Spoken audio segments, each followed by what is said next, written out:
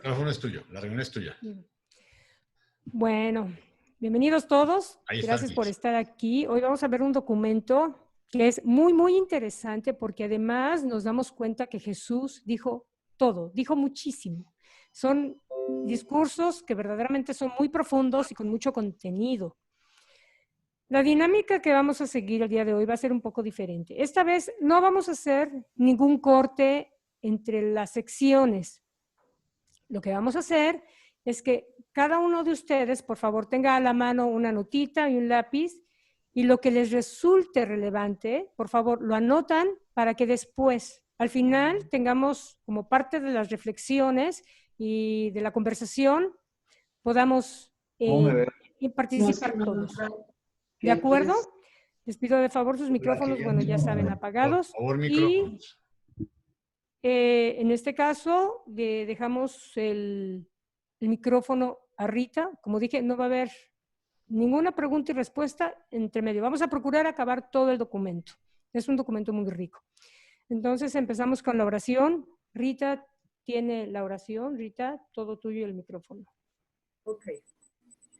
Padre Celestial, nuestro amado Señor, te adoramos. Te damos gracias por permitir que nos reunamos en tu nombre a leer y estudiar con discernimiento estos documentos que nos hablan de la vida de Jesús, que verdaderamente es una inspiración en nuestra vida diaria. Te pedimos con humildad que inundes nuestros sentidos con luz para que nuestros corazones se tornen cada vez más puros.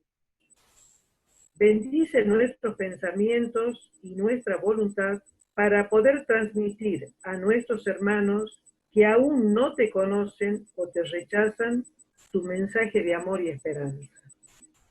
Que el Espíritu de la verdad nos siga guiando a hacer la voluntad del Padre. Amén. Amén.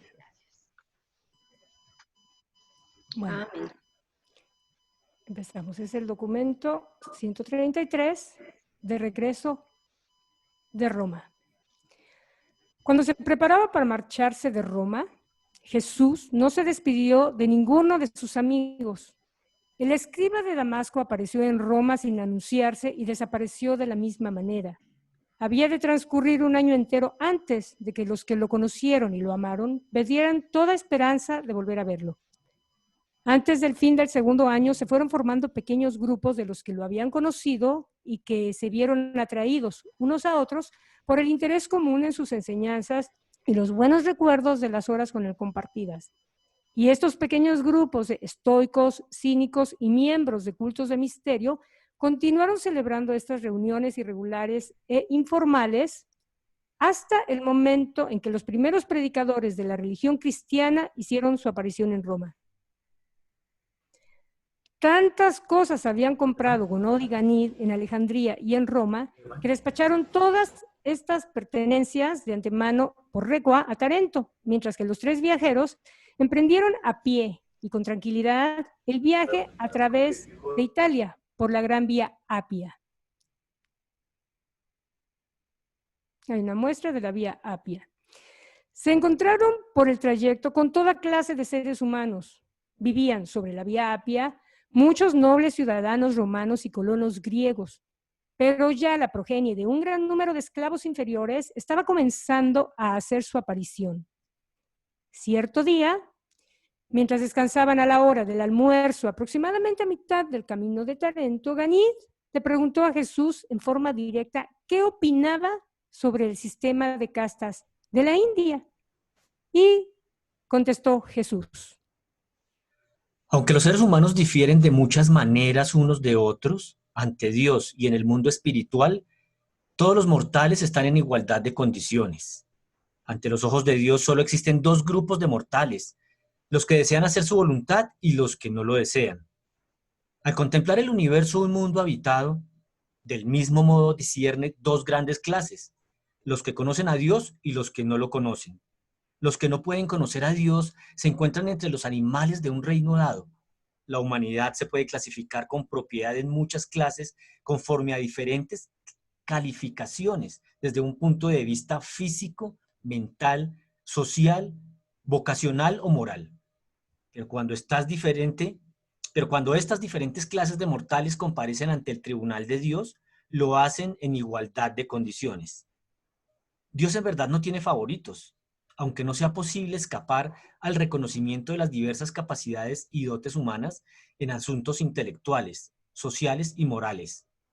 ¿No deberías hacer tales distinciones dentro de la fraternidad espiritual de los hombres cuando se reúnen para adorar en la presencia de Dios?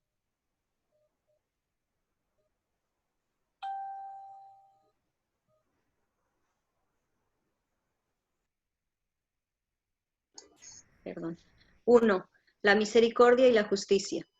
Cierta tarde ocurrió un episodio muy interesante a la vera del camino, al aproximarse ellos a Tarento. Observaron que un robusto joven rudo atacaba brutalmente a un muchacho más pequeño. Jesús se apresuró a asistir al joven asaltado y después de rescatarlo, retuvo firmemente al agresor para que el pequeño pudiera huir. En el momento en que Jesús soltó al atacante, Ganid se le abalanzó encima, propinándole una soberana paliza, pero ante su asombro, Jesús intervino rápidamente, sujetando a Ganid y permitiendo así que el asustado muchacho escapara. Tan pronto como recobró el aliento, exclamó Ganid acaloradamente: Maestro, no alcanzo a comprenderte. Si la misericordia demanda el rescate del muchacho más pequeño, ¿no exige la justicia el castigo del más grande, del agresor? Jesús le respondió: Ganid, es verdad que no comprendes. El ministerio de la misericordia es siempre la obra del individuo, pero el castigo de la justicia es la función de los grupos sociales, gubernamentales o administrativos del universo. Como individuo estoy obligado a mostrar misericordia. Debo rescatar al muchacho agredido y podré con toda justicia emplear la fuerza para contener al agresor. Y eso es exactamente lo que hice. Logré liberar al muchacho agredido. He aquí el fin del ministerio de la misericordia. Retuve luego por la fuerza al agresor el tiempo necesario para permitir la huida de la parte más débil de la disputa, y luego me desentendí del asunto. No juzgué al agresor, examinando el móvil, evaluando todos los factores que pudieran haber contribuido al ataque contra su semejante, ni emprendí la realización del castigo que pudiera dictaminar mi mente como justa recompensa por su mala acción. Ganid, la misericordia puede ser profusa, pero la justicia es precisa. ¿No te das cuenta de que difícilmente podrían dos personas ponerse de acuerdo sobre un castigo que pudiera satisfacer las exigencias de la justicia? Uno impondría 40 latigazos, otro 20, mientras que un tercero sostendría que el aislamiento penal es el único castigo justo. ¿No te das cuenta de que en este mundo es mejor que tales responsabilidades recaigan sobre el grupo o sean administradas por los representantes nombrados por el grupo? En el universo, el juicio está investido sobre aquellos que conocen plenamente los antecedentes de todos los males, así como también sus móviles. En la sociedad civilizada y en un universo organizado, la administración de la justicia presupone el dictamen de una sentencia justa después de un juicio justo. Y esta prerrogativa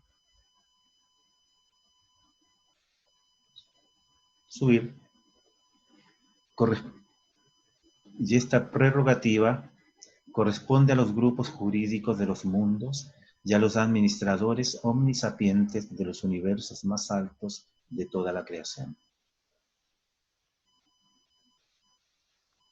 Durante varios días conversaron sobre el problema de manifestar misericordia y administrar justicia. Ganid llegó a comprender, por lo menos en parte, el por qué Jesús se negaba a participar en luchas físicas personales. Pero Ganid le hizo una última pregunta a la que nunca recibió una respuesta plenamente satisfactoria, y esa pregunta fue: Pero maestro, si una criatura más fuerte y airada te atacara y amenazara con destruirte, ¿qué harías tú?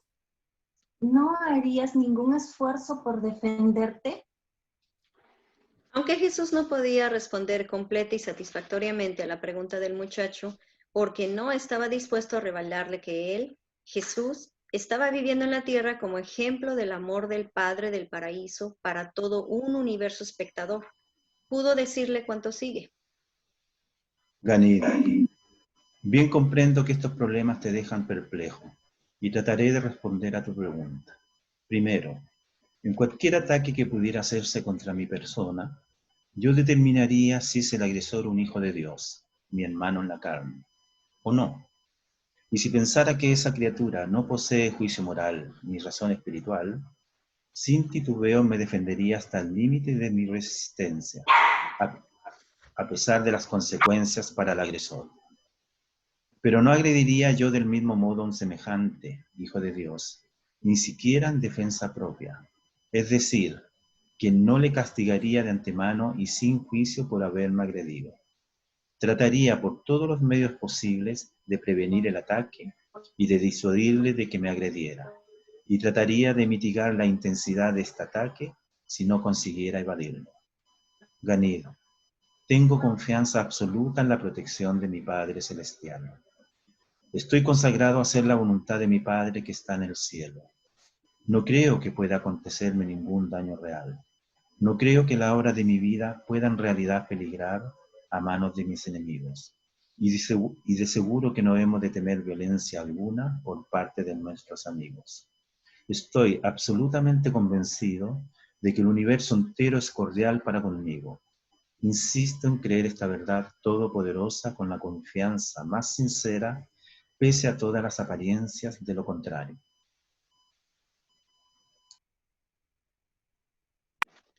Pero Ganid no estaba plenamente satisfecho. Muchas veces conversaron sobre estos temas y Jesús le contó sus experiencias juveniles y le contó de Jacob, el hijo del albañil. Al oír cómo Jacob se había erigido defensor de Jesús, dijo Ganid: Oh, ahora comienzo a entender.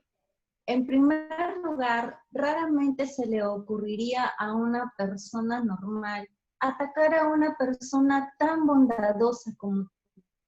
Pero aunque eso ocurriera, si alguien fuera tan irracional como para atacarte, habría con toda seguridad muy cerca a otro mortal dispuesto a acudir corriendo en tu ayuda, así como tú siempre acudes a rescatar al que se encuentre en dificultad. En mi corazón, maestro, convengo contigo, pero en mi cabeza aún pienso que de haber yo sido Jacob, con placer habría castigado a esos seres malvados que se atrevían a agredirte solo porque pensaban que tú no te defenderías. Supongo que estás bastante a salvo en el transcurso de tu vida, puesto que mucho de tu tiempo lo dedicas a ayudar y a consolar a tus semejantes en desgracia. Así pues, supongo que probablemente habrá siempre alguien cerca listo para defenderte. Y Jesús replicó: Esa prueba aún no ha llegado, Ganid, y cuando llegue debemos atenernos a la que es la voluntad del Padre. Y eso fue casi todo lo que pudo el muchacho sacarle a su maestro sobre el difícil tema de la defensa propia y la falta de resistencia. En otra ocasión consiguió él sacarle a Jesús que, en su opinión, la sociedad organizada tenía todo el derecho de emplear la fuerza para la ejecución de sus justos mandatos. El embarque en Tarento. Mientras aguardaban en el embarcadero, esperando que el barco descargara, los viajeros observaron a un hombre que maltrataba a su mujer. Como era su costumbre, Jesús intervino en favor de la persona agredida. Se acercó a espaldas del iracundo marido y tocándole suavemente el hombro, dijo: Amigo mío, ¿me permites que te hable en privado un instante? El airado marido, desconcertado, tartamudeó. Después de un momento de titubeo, ¿Por qué? Sí, ¿qué quieres de mí? Jesús le llevó aparte diciéndole: Amigo mío, percibo que te ocurrió algo grave. Mucho deseo que me expliques qué pudo suceder para que un hombre fuerte como tú ataque así a su mujer, a la madre de sus hijos, aquí, a la vista de todo el mundo. Seguramente crees que hay una buena razón para este ataque, asalto. ¿Qué hizo esta mujer para merecer semejante trato de su marido? Te observo y creo discernir en tu rostro el amor por la justicia, sino el deseo de ser misericordioso. Me atrevo a decir que si tú me encontraras a la vera del camino, a la merced de un grupo de asaltantes, no titubearías ni un instante, correrías a rescatarme. Me atrevería a decir incluso que has realizado muchas de estas acciones valientes en el curso de tu vida. Ahora bien, amigo mío, dime, ¿qué pasa? ¿Es que tu mujer hizo algo malo? ¿O es que tú perdiste la cabeza tontamente agrediéndola sin pensar? no fue tanto lo que Jesús le dijo, sino su bondadosa mirada y su compasiva sonrisa lo que conmovió el corazón de este hombre, el cual respondió: Supongo que eres un sacerdote de los cínicos y te agradezco que me hayas frenado. Mi mujer no ha cometido ningún gran mal. Es una buena mujer, pero me irrita porque se la agarra conmigo en público. Me saca de quicio. Lamento mi falta de autodominio y prometo tratar de cumplir mi promesa de antaño ante uno de tus hermanos, quien me enseñó la senda más alta hace ya muchos años. Te lo prometo. Al decirle adiós, continuó Jesús: Hermano mío, recuerda siempre que el hombre no tiene ninguna autoridad legítima sobre la mujer, a menos que ésta le haya concedido voluntariamente tal autoridad. Tu esposa se ha comprometido a recorrer contigo el trayecto de la vida, a ayudarte en las luchas y a asumir el mayor peso en la crianza de tus hijos. A cambio de este servicio especial, es justo que reciba de ti esa protección especial que el hombre puede dar a la mujer, a la compañera que concibe, da a luz y nutre a sus hijos. La solicitud y la consideración que un hombre está dispuesto a conceder a su esposa y a sus hijos son la medida por la cual conoce el alcance de los niveles más altos de su autoconciencia espiritual y creativa. ¿No sabes acaso que los hombres y las mujeres son los socios de Dios en el sentido de que cooperan para crear seres que crecen y que llegan también a poseer el potencial de un alma inmortal? El Padre Celestial trata a la Madre Espíritu de los hijos del universo como su igual. Convivir tu vida y todo lo que en la vida está contenido, en términos de igualdad con la compañera y madre que tan plenamente comparte contigo esa experiencia divina de reproduciros en las vidas de vuestros hijos, es una acción casi divina.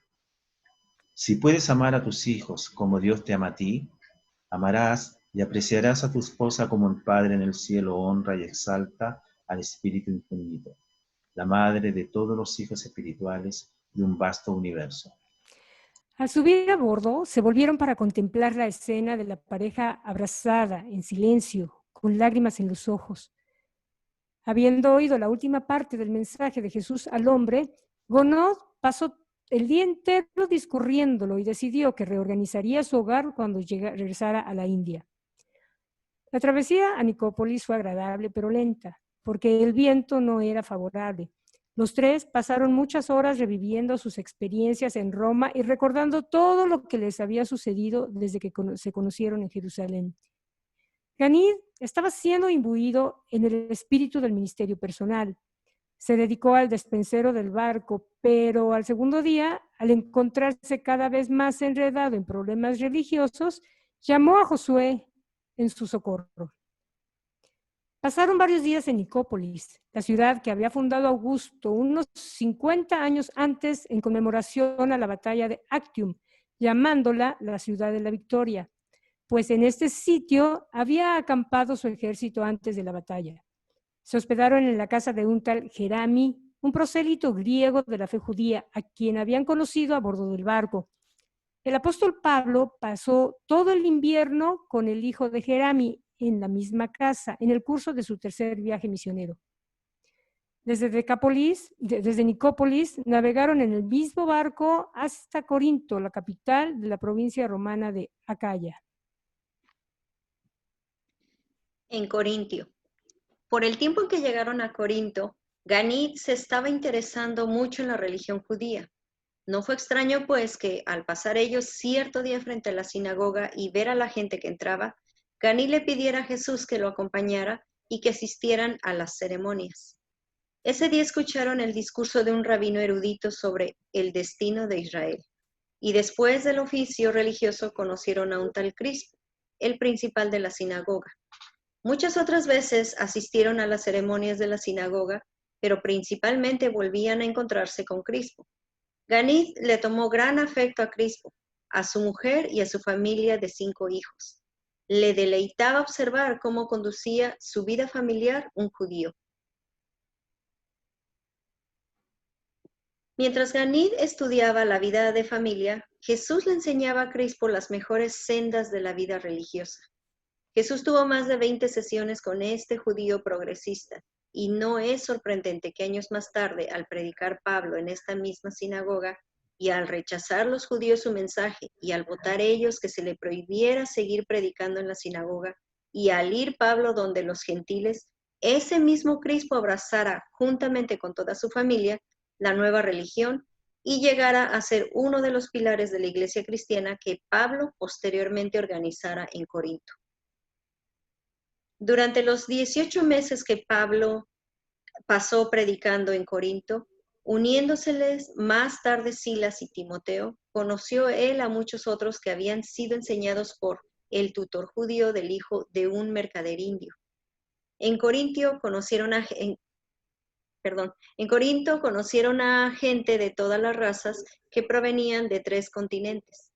Después de Alejandría y Roma, era esta la ciudad más cosmopolita del imperio mediterráneo. Mucho había para ver en esa ciudad y Ganid no se cansaba de visitar la ciudadela que se alzaba a casi 600 metros por encima del nivel del mar. También pasaba gran parte de su tiempo libre alrededor de la sinagoga y en la casa de Cristo. Al principio se escandalizó, pero posteriormente le encantó la condición de la mujer en el lugar judío. Esta fue una revelación para este joven indio. Jesús y Ganid eran a menudo huéspedes de otro hogar judío, el de Justo, un mercader devoto que habitaba al lado de la sinagoga. Tiempo más tarde, en muchas ocasiones, hubo de escuchar el apóstol Pablo, cuando se hospedaba en esa misma casa, la crónica de estas visitas del muchacho indio y de su tutor judío. Y tanto Pablo como Justo se preguntaban, ¿qué habría sido de ese maestro hebreo tan sabio y brillante? Cuando estaban en Roma, había observado Ganid que Jesús se negaba a acompañarles a los baños públicos. Posteriormente, varias veces trató el joven de inducir a Jesús a que se expresara más ampliamente respecto a las relaciones de los sexos. Aunque contestaba él las preguntas del joven, no parecía nunca estar dispuesto a discutir exhaustivamente estos asuntos. Cierta tarde, al pasear ellos en Corinto, allí donde la muralla de la ciudadela desciende hacia el mar, fueron abordados por 2 mujeres de la vida. Ganid, empapado como estaba de la idea, por otra parte correcta, de que Jesús era hombre de altos ideales, que aborrecía todo lo que pudiera oler a impureza y saber a mal, se dirigió severamente a estas mujeres, empujándolas con rudeza a que se alejaran. Al ver esto, Jesús le dijo a Ganid: Tus intenciones son buenas, pero no debes tú tener la presunción de hablarles de este modo a las hijas de Dios, aunque sean ellas sus hijas descarriadas. ¿Quiénes somos nosotros para juzgar a estas mujeres? ¿Acaso conoces tú las circunstancias que las obligaron a ganarse la vida de esta manera? Deteneos aquí conmigo. Hablemos de estas cosas. Al escuchar sus palabras, las cortesanas se quedaron aún más atónitas que Ganid mismo. Mientras ahí permanecían de pie a la luz de la luna, Jesús continuó. En la mente de cada ser humano vive un espíritu divino, la dádiva del Padre Celestial. Este buen espíritu lucha constantemente por conducirnos a Dios, por ayudarnos a encontrar a Dios y a conocer a Dios. Pero en los mortales también hay muchas tendencias físicas naturales que el Creador puso allí para servir al bienestar del individuo y de la raza. Ahora bien, a veces los hombres y las mujeres, al esforzarse por comprenderse a sí mismos y por enfrentarse con las múltiples dificultades de ganarse la vida en un mundo tan dominado por el egoísmo y el pecado, llegan a confundirse. Percibo, Ganid, que estas dos mujeres no son por voluntad propia malas. Leo en sus ojos que han padecido muchas penas, que mucho han sufrido a manos de un destino aparentemente cruel, que no han elegido intencionalmente este tipo de vida. En su desaliento, su desesperación casi, se han rendido a la presión del momento y han aceptado esta manera desagradable de ganarse la vida, considerándola la mejor forma de escapar de una situación que les parecía sin esperanzas. Ganid, hay gente verdaderamente mala de corazón. Ellos deliberadamente eligen hacer lo que es protervo, pero dime, al contemplar tú estos rostros, ahora bañados de lágrimas, ¿ves en ellos algo malo? ¿Protervo? Y al interrumpirse Jesús para que el joven contestara, tartamudeó Ganid con la voz ahogada de emoción. No, maestro, no veo nada de eso. Lamento mi rudeza. Imploro su perdón. Dijo entonces Jesús. Te digo, en nombre de ellas, que te han perdonado. Así como les digo a ellas en nombre de mi Padre, que está en el cielo, que Él las ha perdonado. Ahora venid conmigo todos vosotros a la casa de un amigo mío, donde tomaremos un refrigerio y haremos planes para una vida nueva y mejor en el futuro. Hasta este momento, las atónitas mujeres no habían proferido ni una sola palabra. Se miraron entre sí y siguieron a los hombres en silencio. Imagínense la sorpresa de la mujer de Justo cuando a estas altas horas de la noche apareció Jesús con Ganid y estas dos mujeres extrañas diciendo: Nos perdonarás por venir a esta hora, pero Ganid y yo deseamos comer alguna cosa y quisiéramos compartirla con estas nuevas amigas, que también necesitan alimento. Además, venimos a ti porque pensamos que te interesaría consultar con nosotros sobre la mejor manera de ayudar a estas mujeres a que comiencen una nueva vida. Ellas podrán contar su historia, pero yo supongo que han sufrido muchas penas y su presencia misma en tu casa atestigua su profundo y sincero anhelo de conocer a gente buena. Y cuán voluntariosamente desean la oportunidad de mostrarle a todo el mundo, hasta los ángeles en el cielo, cuán nobles y valientes pueden llegar a ser. Cuando Marta, la esposa de Justo, hubo servido la comida en la mesa, Jesús, despidiéndose inesperadamente, dijo: Como se hace tarde y el padre del joven está aguardándonos, rogamos nos disculpen mientras aquí juntas os dejamos, las tres mujeres, las amadas hijas del Altísimo. Yo oraré por vuestra orientación espiritual mientras hacéis planes para una vida nueva y mejor en la tierra y una vida eterna en el gran más allá. De este modo se despidieron Jesús y Ganid de las mujeres. Hasta este momento las dos cortesanas no habían dicho nada. Mudo quedó también Ganid, y también quedó Marta muda un instante, pero se recobró rápidamente, haciendo por estas extrañas todo lo que Jesús había esperado que ella hiciera. La mayor de estas dos mujeres murió poco tiempo después, consolada por la esperanza de la vida eterna. La más joven consiguió trabajo en el negocio de Justo, y más tarde se asoció de por vida a la primera iglesia cristiana de Corinto. Varias veces en el hogar de Crispo, Jesús y Ganid se encontraron con un tal Gallo, que posteriormente se convirtió en un leal partidario de Pablo.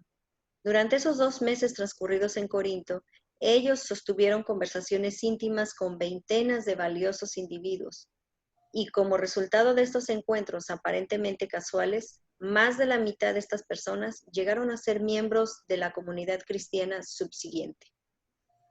Cuando Pablo fue a Corinto por primera vez, no iba con la intención de quedarse mucho tiempo, pero no sabía cuán bien había preparado el tutor judío el terreno para su labor.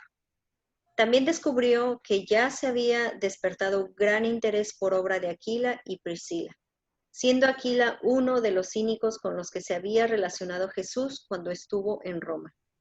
Eran ellos una pareja de refugiados judíos de Roma y abrazaron rápidamente las enseñanzas de Pablo. Él vivió con ellos y trabajó con ellos porque eran también fabricantes de tiendas. Fue debido a esas circunstancias, debido a las que Pablo prolongó su estadía en Corinto. 4. La obra personal en Corinto. Jesús y Dani tuvieron muchas otras experiencias interesantes en Corinto. Tuvieron íntimas conversaciones con un gran número de personas que sacaron gran provecho de las instrucciones de Jesús. Le enseñó al molinero cómo moler el grano de la verdad en el molino de la experiencia viva, para que las cosas difíciles de la vida divina resultaran fácilmente aceptables aún entre los más débiles de nuestros semejantes. Jesús dijo: Da la leche de la verdad a los que son niños en percepción espiritual. En tu ministerio viviente y amoroso, sirve alimento espiritual en forma atractiva y adecuada a la capacidad receptiva de cada uno de los que te pregunten. Al centurión romano le dijo: Da al César lo que es del César y a Dios lo que es de Dios. El sincero servicio de Dios y el leal servicio de César no entran en conflicto, a menos que César quiera para sí el homenaje que solo puede ser reclamado por la deidad. La lealtad a Dios, si no lo llegas a conocer, te hará aún más leal y fiel en tu dedicación a un emperador digno. Al líder sincero del culto mitraísta le dijo: Haces bien en buscar una religión de salvación eterna, pero yerras en ir en pos de esa gloriosa verdad entre los misterios inventados por el hombre y las filosofías humanas. ¿No sabes que el misterio de la salvación eterna habita dentro de tu propia alma? ¿No sabes que el Dios del cielo ha enviado su espíritu para vivir dentro de ti y que este espíritu conducirá a todos los mortales amantes de la verdad y servidores de Dios allende esta vida y a través de los pórticos de la muerte hasta las alturas eternas de la luz donde Dios aguarda para recibir a sus hijos? Y no olvides nunca, vosotros los que conocéis a Dios, sois los hijos de Dios, si realmente anheláis ser semejantes a Él. Al maestro Epicúreo le dijo: Haces bien en elegir lo mejor y apreciar lo bueno, pero eres sabio si no eres capaz de discernir las grandes cosas de la vida mortal que están incorporadas en los reinos espirituales derivados de la comprensión de que Dios está presente en el corazón humano. La gran cosa de toda experiencia humana es el llegar a conocer a Dios, cuyo espíritu vive dentro de vosotros y procura conducirnos por este largo y casi interminable viaje a la presencia personal de nuestro Padre común, el Dios de toda creación, el Señor de los universos. Al contratista y constructor griego le dijo: Amigo mío, así como construyes las estructuras materiales de los hombres, erige un carácter espiritual semejante al espíritu divino dentro de tu alma. No dejes que tus éxitos como constructor temporal sobrepasen a tu logro como hijo espiritual en el reino del cielo. Al construir las mansiones temporales para otros, no dejes de asegurar tu título de propiedad a las mansiones de la eternidad para ti mismo. Recuerda siempre, existe una ciudad cuyos cimientos son la rectitud y la verdad, y cuyo constructor y hacedor es Dios. Al juez romano le dijo: Al juzgar a los hombres, recuerda que tú mismo algún día serás llevado a juicio ante el tribunal de los gobernantes de un universo. Juzga con rectitud, incluso misericordiosamente, tal como algún día anhelarás consideración misericordiosa de las manos del árbitro supremo. Juzga como querrías ser juzgado bajo circunstancias similares. Guíate por el espíritu de la ley, no solo por su letra. Y así como impartes la justicia con ecuanimidad a la luz de las necesidades de los que ante ti comparecen, así tendrás el derecho de esperar justicia atemperada por la misericordia cuando en algún momento comparezcas ante el juez de toda la tierra. A la dueña de la hostería griega le dijo: Ministra tu hospitalidad como la que recibe a los hijos del Altísimo. Eleva los esfuerzos de tu quehacer diario a los altos niveles de un verdadero arte mediante la creciente comprensión de que ministras a Dios en las personas en las que Él habita por su Espíritu que ha descendido para residir dentro del corazón de los hombres, para transformar de esta manera la mente y conducir el alma de ellos al conocimiento del Padre del paraíso y de todos estos dones otorgados por el Espíritu Divino. Jesús tuvo muchas conversaciones con un mercader chino. Al despedirse de él, le amonestó: Adora solo a Dios, que es tu verdadero antepasado espiritual. Recuerda que el Espíritu del Padre vive siempre dentro de ti y siempre dirige tu alma en dirección al cielo. Si sigues la guía de que no eres consciente de este Espíritu inmortal, estarás seguro de continuar en el camino elevado del hallazgo de Dios. Y cuando hayas alcanzado al Padre en el cielo, será porque buscándole te habrás hecho cada vez más semejante a Él. Así pues, adiós, Chan, pero solo por una temporada, porque nos reuniremos nuevamente en los mundos de la luz, donde el Padre de las almas espirituales ha provisto muchas agradables escalas para los que van al paraíso. Al viajero británico le dijo: Hermano mío, percibo que buscas la verdad e insinúo que el Espíritu del Padre de toda verdad tal vez resida dentro de ti. ¿Has probado sinceramente alguna vez hablar con el espíritu de tu propia alma? Tal cosa es ciertamente difícil y rara vez produce la sensación consciente del éxito, pero todo intento honesto de la mente material por comunicarse con su espíritu residente alcanza cierto éxito, a pesar de que la mayoría de tales experiencias humanas magníficas deben permanecer mucho tiempo como anotaciones superconscientes en el alma de tales mortales que conocen a Dios. Al muchacho fugitivo, Jesús le dijo: Recuerda, hay dos cosas de las que no puedes escapar, de Dios y de ti mismo. Donde quiera que vayas, tu yo va contigo. Asimismo, va el Espíritu del Padre Celestial que habita dentro de tu corazón. Hijo mío, no te engañes más. Ten el coraje de enfrentarte a los hechos de la vida. Aférrate a la seguridad de la filiación de Dios y la certeza de la vida eterna, como te he instruido. A partir de este día, proponte ser un hombre verdadero, un hombre decidido a encarar la vida con valentía e inteligencia. Al criminal condenado le dijo en su última hora: Hermano mío, has caído en tiempos malos, extraviaste tu camino, te enredaste en las mallas del crimen.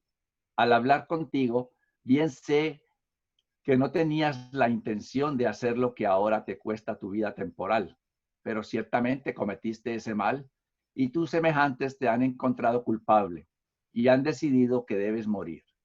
Ni tú ni yo podemos negarle al Estado este derecho a defenderse como le parezca apropiado. No parece haber manera alguna de que humanamente escapes al castigo por tu delito. Tus semejantes deben juzgarte por lo que has hecho, pero hay un juez a quien puedes apelar por el perdón y quien te juzgará por tus verdaderos móviles y tus mejores intenciones. No temas enfrentarte al juicio de Dios si tu arrepentimiento es genuino y tu fe sincera.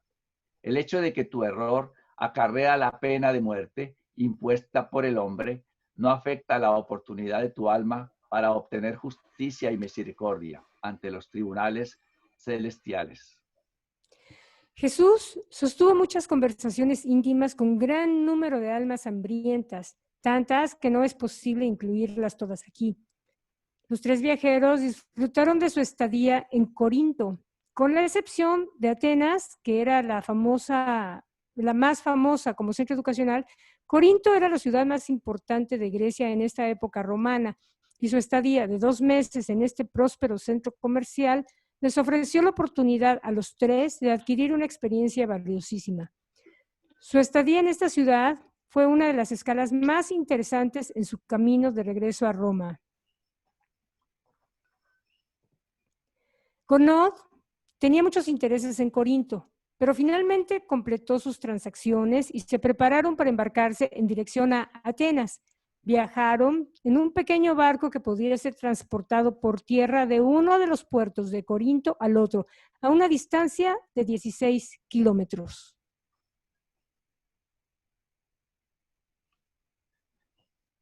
Cinco. En Atenas, el discurso sobre la ciencia. En breve llegaron al antiguo centro de la ciencia y del saber griegos, y Ganid estaba encantado de encontrarse en Atenas, en Grecia, en el centro cultural de lo que en un tiempo fuera el imperio de Alejandro, que había extendido sus fronteras incluso hasta su patria misma, la India. Ahí había pocos negocios que hacer, de manera que Gounod pasó la mayor parte del tiempo con Jesús y Ganid, visitando los muchos sitios de interés, escuchando las interesantes conversaciones del mancebo y de su versátil maestro. Aún florecía en Atenas una gran universidad, y el trío hizo frecuentes visitas a sus aulas. Jesús y Ganid habían discutido ampliamente las enseñanzas de Platón cuando asistieron a las conferencias en el Museo de Alejandría. Todos disfrutaban del arte de Grecia, ejemplos del cual aún se encontraban aquí y allá por toda la ciudad. Tanto el padre como el hijo disfrutaron mucho también la discusión. Ay, me perdí.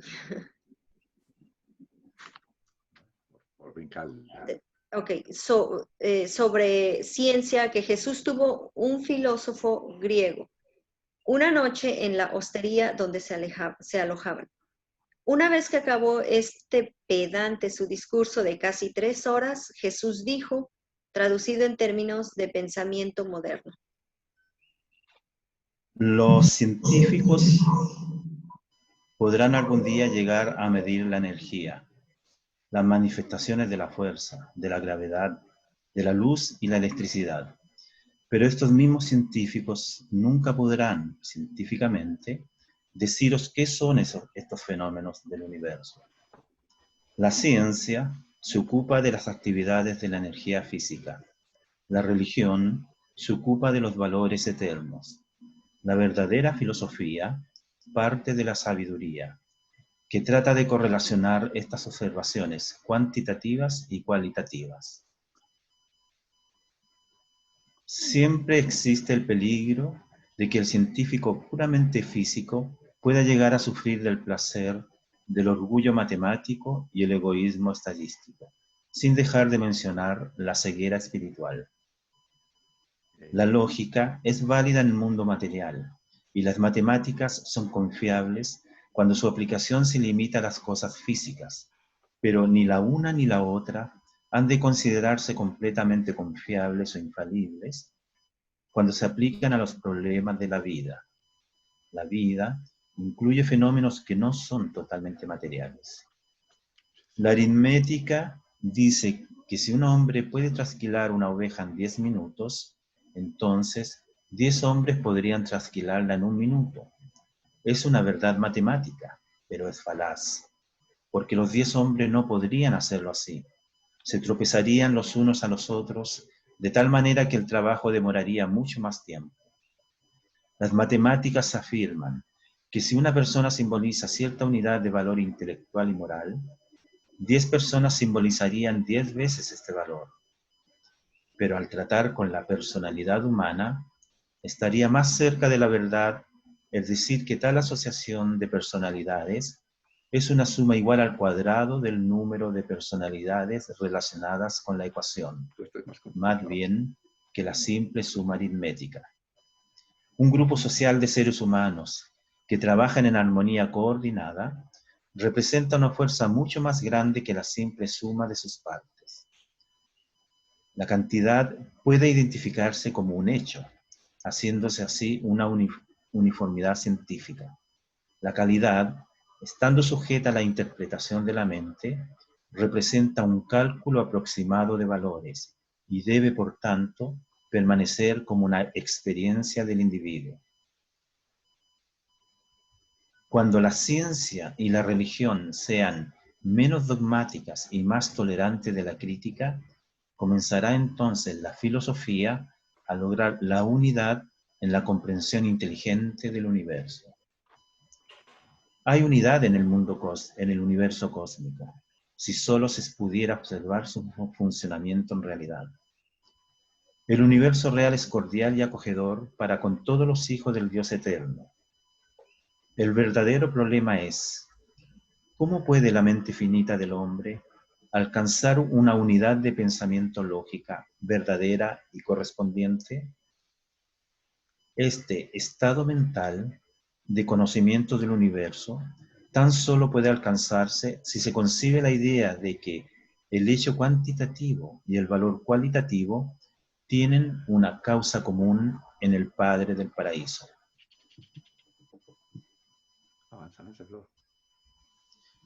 Tal concepción de la realidad produce una visión más amplia de la unidad de propósito de los fenómenos universales e incluso revela una meta espiritual de logro progresivo por parte de la personalidad. Y este es un concepto de unidad que puede percibir los antecedentes inmutables de un universo viviente, de relaciones impersonales continuamente cambiantes y de relaciones personales evolutivas. La materia, el espíritu y el estado intermedio entre ellos son tres niveles interrelacionados e interasociados de la verdadera unidad del universo real. Independientemente de cuán divergentes parezcan ser los fenómenos universales de hecho y valor, estos están, después de todo, unificados en el Supremo. La realidad de la existencia material se vincula a la energía no reconocida, como también a la materia visible.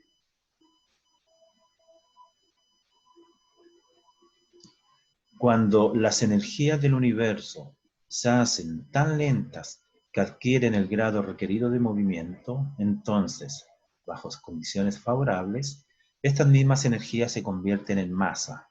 Y no olvides que la mente, que es la única que puede percibir la presencia de las realidades aparentes, es en sí misma también real. La causa fundamental de este universo de energía, masa, mente y espíritu es eterna, existe, y radica en la naturaleza y en las reacciones del Padre Universal y sus coordinados absolutos. Estaban todos más que asombrados de las palabras de Jesús, y cuando el griego se despidió de ellos, les dijo: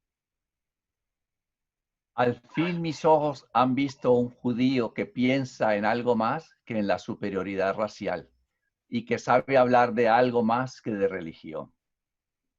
Y ellos se retiraron por el resto de la noche. La estadía en Atenas fue agradable y productiva, pero no particularmente fructífera en contactos humanos. Demasiados entre los atenienses de ese tiempo estaban intelectualmente orgullosos de su reputación del pasado o eran mentalmente estúpidos e ignorantes. Siendo los descendientes de los esclavos inferiores de los periodos más antiguos, cuando había gloria en Grecia y sabiduría en la mente de su pueblo. Sin embargo, aún se podía encontrar mucha gente talentosa entre los ciudadanos de Atenas. 6. En Éfeso, el discurso sobre el alma. Al salir de Atenas, los viajeros fueron por el camino de Troas a Éfeso, la capital de la provincia romana de Asia, Allí visitaron muchas veces el famoso templo de Artemisa de los Efesios, a unos 3 kilómetros de la ciudad. Artemisa era la diosa más famosa de toda Asia Menor y perpetuaba el culto aún más antiguo de la diosa madre de la antigua Anatolia.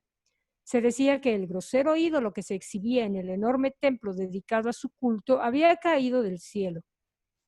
No toda la primera educación de Ganit de respetar las imágenes como símbolo de la divinidad había sido erradicada y pensó que sería bueno comprarse un pequeño santuario de plata en honor a esta diosa de la fertilidad del Asia Menor.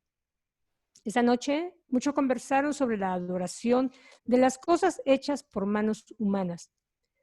Al tercer día de su estadía, caminaron junto al río para observar el dragado de la boca del puerto. A mediodía tuvieron la oportunidad de conversar con un joven fenicio lleno de nostalgia por su tierra y de desaliento, pero sobre todo estaba envidioso de cierto joven a quien habían promovido en su lugar. Jesús le dirigió palabras de consuelo y citó el viejo proverbio hebreo. La dádiva del hombre le asegura una posición y le lleva delante de los grandes. De todas las grandes ciudades que visitaron en este viaje por el Mediterráneo, allí fue donde menos pudieron hacer para preparar el terreno para los futuros misioneros cristianos. El cristianismo se estableció inicialmente en Éfeso, en gran medida gracias a los esfuerzos de Pablo, que residió aquí por más de 2 años, ganándose la vida con la fabricación de tiendas y dictando conferencias todas las noches sobre religión y filosofía en el salón principal de la escuela de Tirano. Había en esta escuela local de filosofía un pensador progresista con quien sostuvo Jesús varias conversaciones provechosas. En el curso de estas conversaciones, Jesús usaba repetidamente la palabra alma. Al fin, este griego erudito le preguntó qué quería decir él por alma, y Jesús replicó: El alma es aquella parte del hombre que es autorreflexiva, discierne de la verdad y percibe el espíritu, elevando por siempre el ser humano por encima del nivel del mundo animal. La autoconciencia por sí sola no es el alma. La autoconciencia moral es la verdadera autorrealización humana y constituye la base del alma humana. Y el alma es esa parte del hombre que representa el valor potencial de la supervivencia de la experiencia humana. La elección moral y el logro espiritual, la capacidad de conocer a Dios y el impulso de ser semejante a Él, son las características del alma. El alma del hombre no puede existir aparte del pensamiento moral y de la actividad espiritual. Un alma estancada es un alma moribunda, pero el alma del hombre es distinta del espíritu divino que reside dentro de la mente. El espíritu divino llega simultáneamente con la primera actividad moral de la mente humana y esa es la ocasión del nacimiento del alma. La salvación o pérdida de un alma dependen si la conciencia moral alcanzada o no es un estado de supervivencia a través de la alianza eterna con su dote espiritual e inmortal asociada. La salvación es la espiritualización de la autorrealización de la conciencia moral que de ese modo llega a ser poseída de un valor de supervivencia.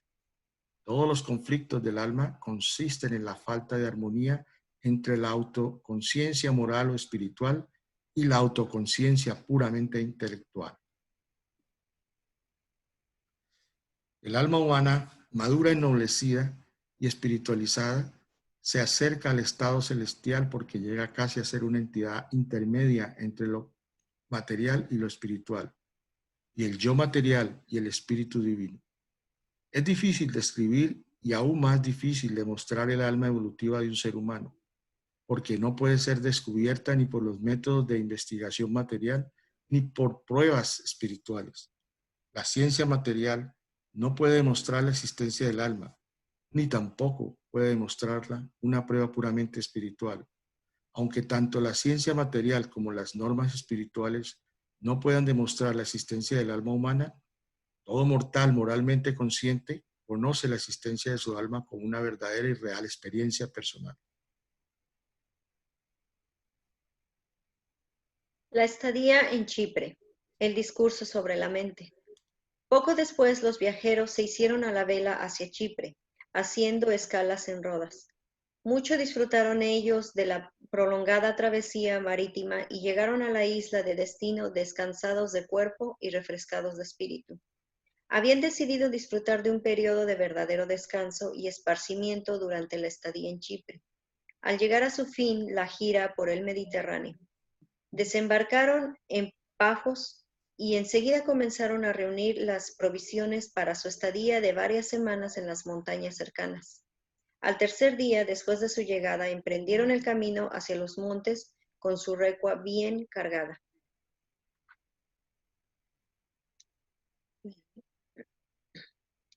Pasaron todos 2 semanas sumamente agradables, al cabo de las cuales, repentinamente, el joven Ganí cayó gravemente enfermo.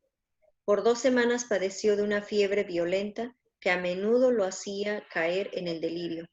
Tanto Jesús como Gonod se dedicaron de lleno a cuidar del muchacho enfermo. Con gran habilidad y ternura se ocupó Jesús del chico y el padre estaba asombrado por la delicadeza y la pericia que puso de manifiesto en su ministerio del joven postrado. Estaban lejos de toda morada humana y el muchacho no estaba en condición de ser trasladado. Tuvieron pues que arreglarse lo mejor posible para atenderlo a fin de que recuperara la salud ahí mismo en las montañas. Durante la convalecencia de Ganit, que duró 3 semanas, Jesús le contó muchas cosas interesantes sobre la naturaleza y sus diversas manifestaciones. Cuánto se divirtieron mientras andaban por las montañas, el muchacho haciendo preguntas, Jesús respondiéndoselas, y el padre maravillándose de toda la escena. La última semana de su estadía en las montañas, Jesús y Ganit tuvieron una larga conversación sobre las funciones de la mente humana. Después de varias horas de discusión, el mancebo hizo esta pregunta.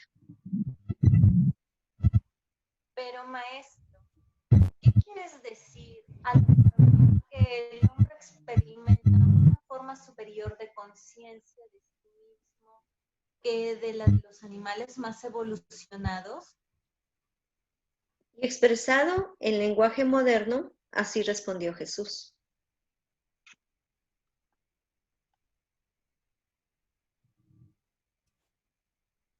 Hijo mío, ya te he hablado mucho de la mente del hombre y del espíritu divino que vive dentro de la mente, pero ahora permíteme acentuar el que la autoconciencia es una realidad.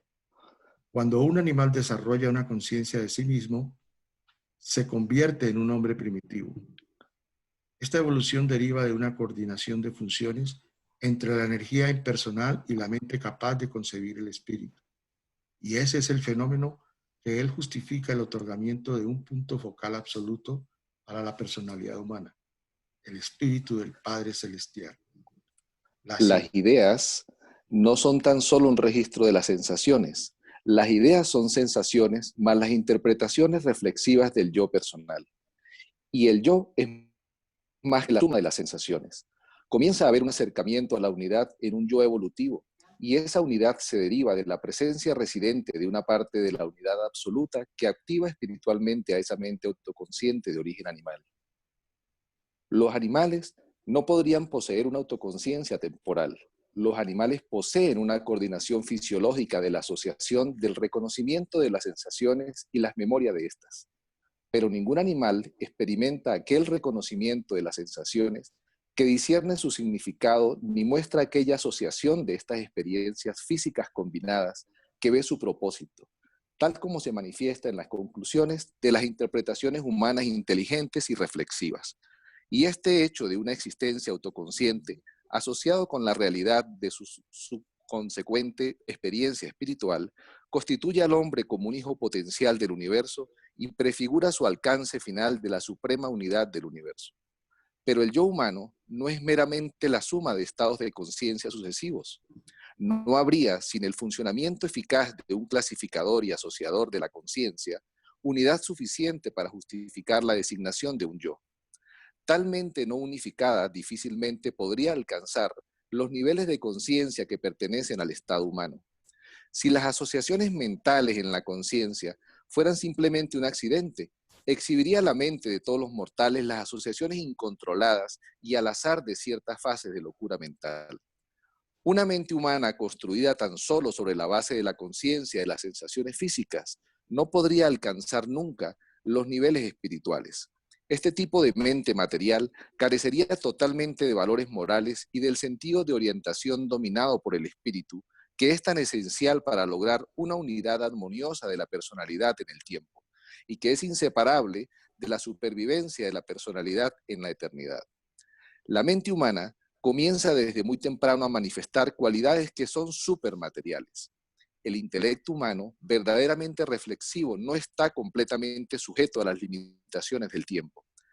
Que los individuos difieran tanto en su actuación en la vida indica no solo las variables dotes hereditarias y las diferentes influencias del medio ambiente, sino también el grado de unificación que el yo ha logrado con el espíritu residente del Padre, la medida de la identificación del uno con el otro. La mente humana no soporta bien el conflicto de una doble lealtad. Es un peso muy grande para el alma sufrir la experiencia de esforzarse por servir al bien y al mal a la vez. La mente supremamente feliz y eficazmente unificada es aquella dedicada por entero a hacer la voluntad del Padre Celestial. Los conflictos no resueltos destruyen la unidad y pueden dar lugar a la dislocación de la mente. Pero el carácter de supervivencia del alma no se alimenta intentando asegurar la paz mental a cualquier precio, abandonando nobles aspiraciones o comprometiendo ideales espirituales. Más bien tal paz se alcanza por la afirmación decidida del triunfo de lo que es verdadero, y esta victoria se logra venciendo el mal con la poderosa fuerza del bien. Al día siguiente partieron hacia Salamina, donde se embarcaron para Antioquía en la costa de Siria. 8. En Antioquía.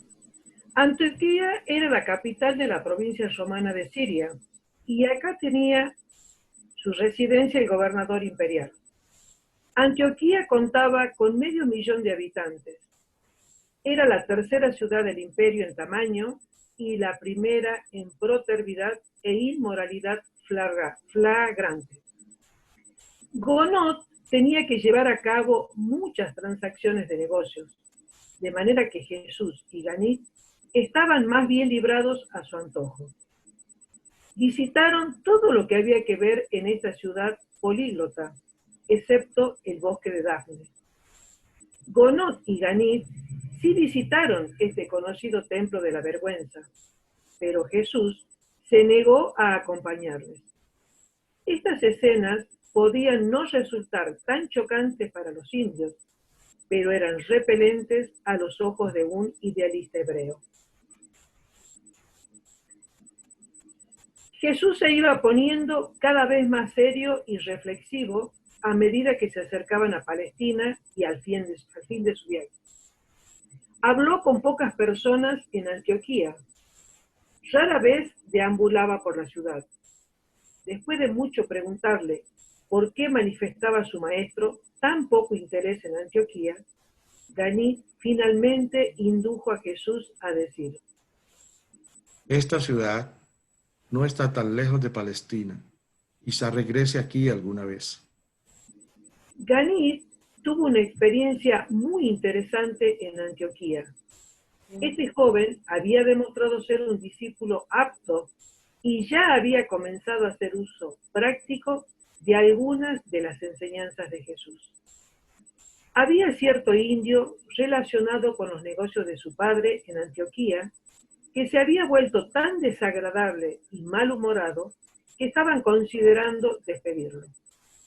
Cuando Ganit lo supo, se dirigió al establecimiento de su padre y tuvo una larga conversación con su compatriota. Este joven pensaba que lo habían colocado en una posición para él inadecuada.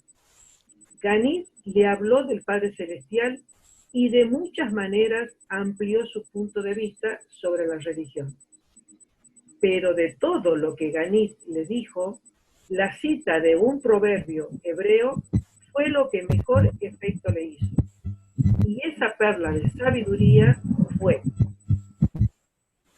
lo que viniere a tu mano para hacer, hazlo con toda tu fuerza.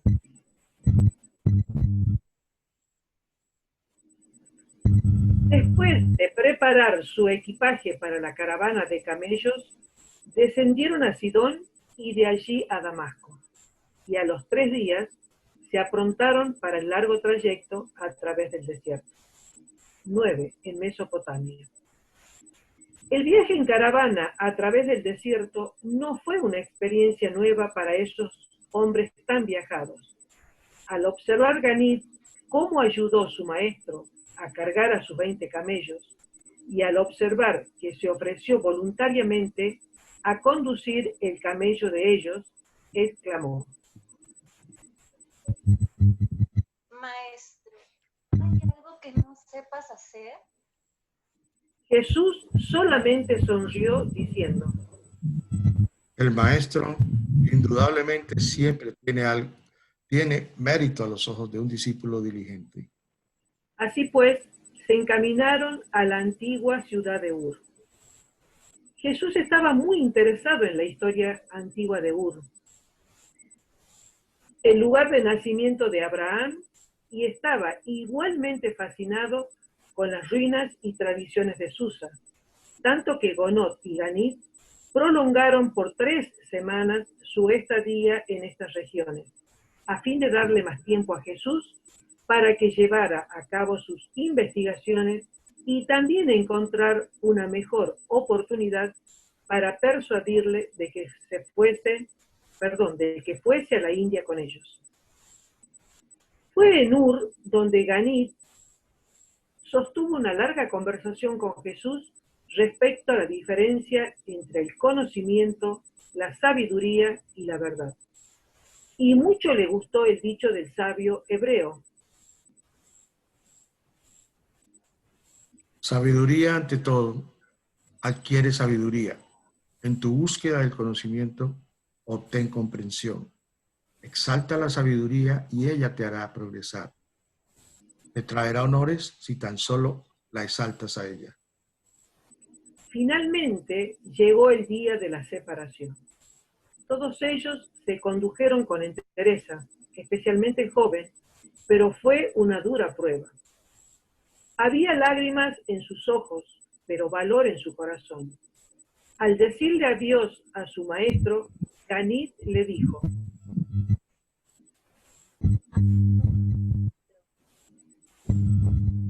No para siempre. Cuando iré a buscar.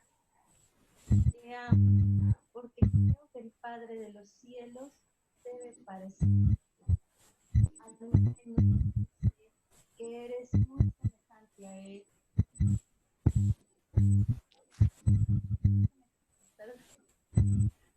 Yo sé que es muy semejante a lo que dijo el Padre: Adiós a un gran maestro, aquel que nos ha hecho mejores y nos ha ayudado a conocer a Dios. Y Jesús les replicó: Que la paz sea con vosotros y que la bendición del Padre Celestial habite por siempre con vosotros.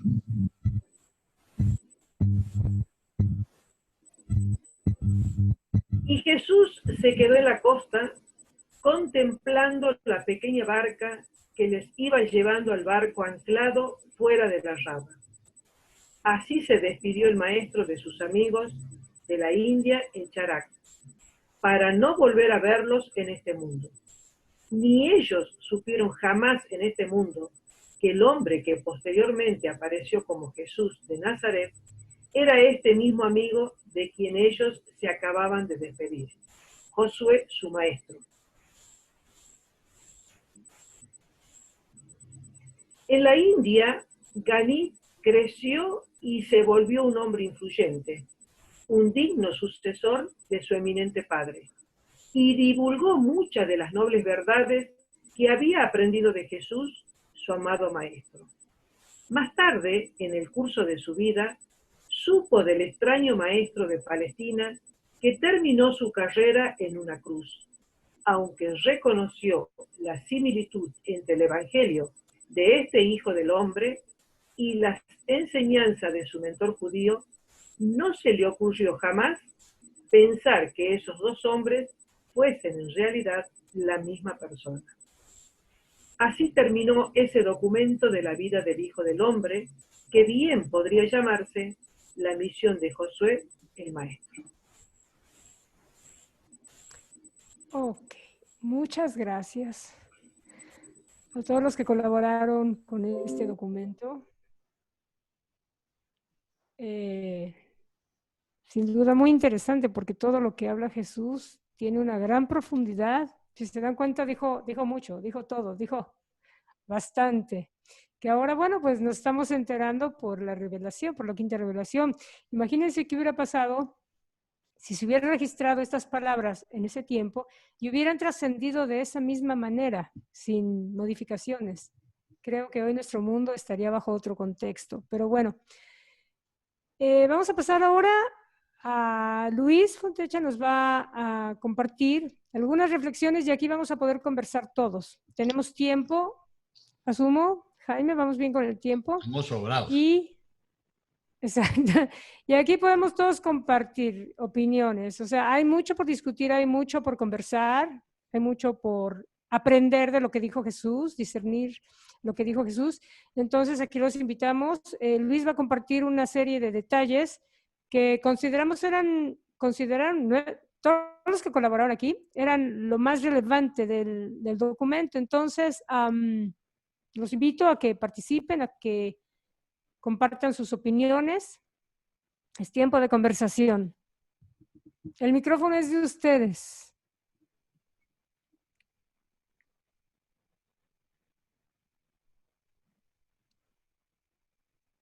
Cada uno de ellos escogió diferentes reflexiones, pero la idea es que todos puedan conversar. Adelante.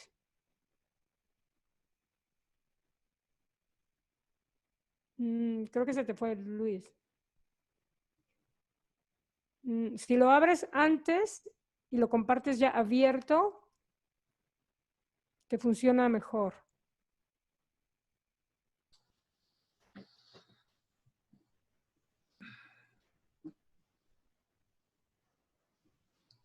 No, deja de compartir ahorita, ábrelo y luego vuelves a compartir.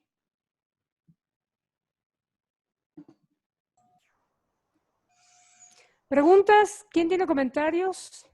Ahorita los podemos discutir también.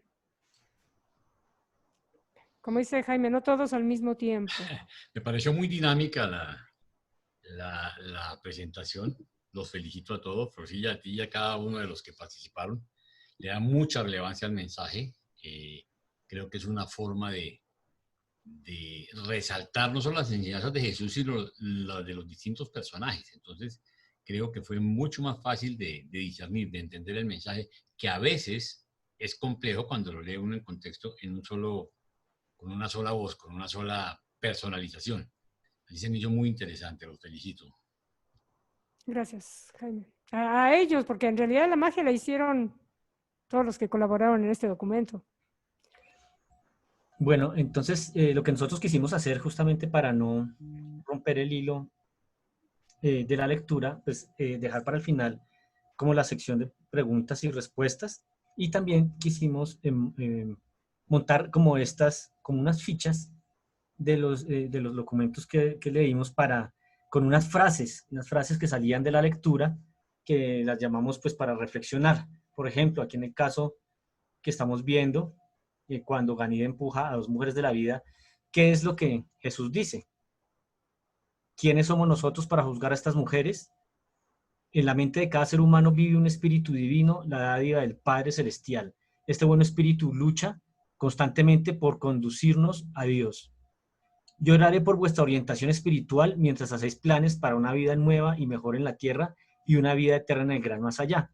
Y también pues las palabras que no usamos todo el tiempo, por ejemplo, protervo, que significa que se obstina en la maldad. Por ejemplo, también cuando Ganit pregunta a Jesús sobre el sistema de castas de la India, Jesús, dentro de todo lo que le dice, hay varias frases muy interesantes.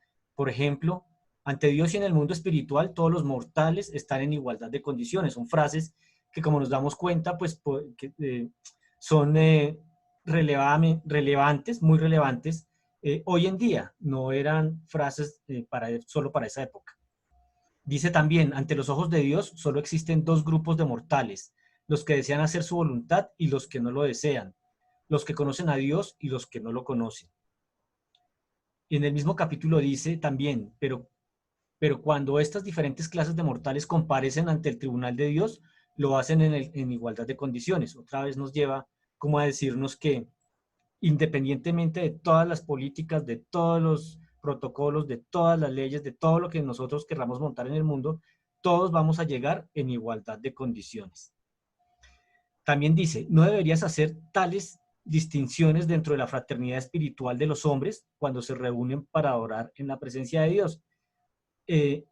Al final, todos en el altar que estemos, en el sitio que estemos, en la iglesia que estemos, en la estructura que estemos, pues todos vamos a alabar a Dios. El mismo Jesús lo dijo en ese momento, que no debemos hacer distinciones porque al final todos estamos adorando en la presencia de Dios.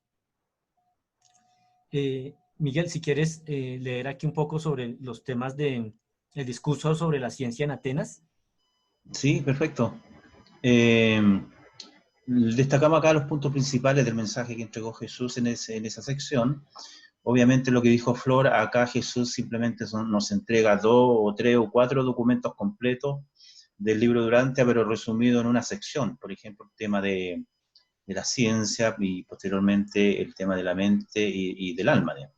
En el caso de la ciencia, destacamos, la ciencia se ocupa de la energía, que dice que se mide, pero que nadie la puede definir, la religión de los valores y la filosofía los intenta correlacionar.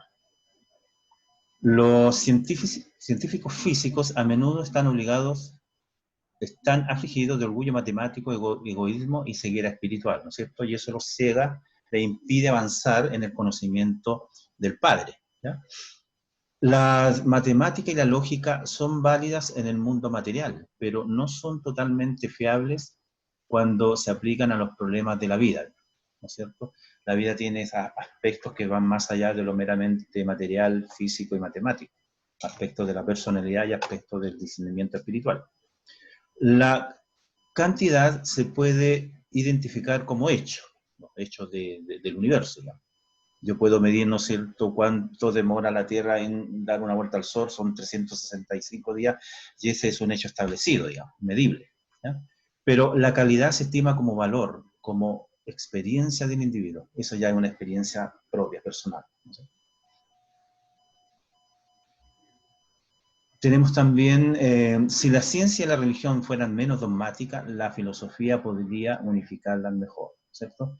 Hoy día nuestros mejores pensadores tienen dificultad en este tema, puesto que nos hemos dogmatizado mucho, nos cerramos un poquito a la idea, a las otras ideas, y nos cuesta muchísimo conseguir esa unificación, ¿no? Un mejor entendimiento del universo mostraría que está unificado y es amigable. Correcto, porque esto proviene de una misma fuente común, ¿no es cierto?, que es el Padre. El pensamiento está unificado cuando se reconoce que el hecho cuantitativo y el valor cualitativo tienen una causación común en el Padre paradisíaco, ¿no es cierto? Los 3 niveles de materia, morontia y espíritu, se unifican en el Supremo, en la gran labor que se está realizando hoy día en el gran universo, ¿no? La unificación vía el Supremo. La energía invisible y la materia visible son realidades del universo, ¿no? No sé si alguien quiere aportar más a esta temática de la ciencia. ¿Dudas?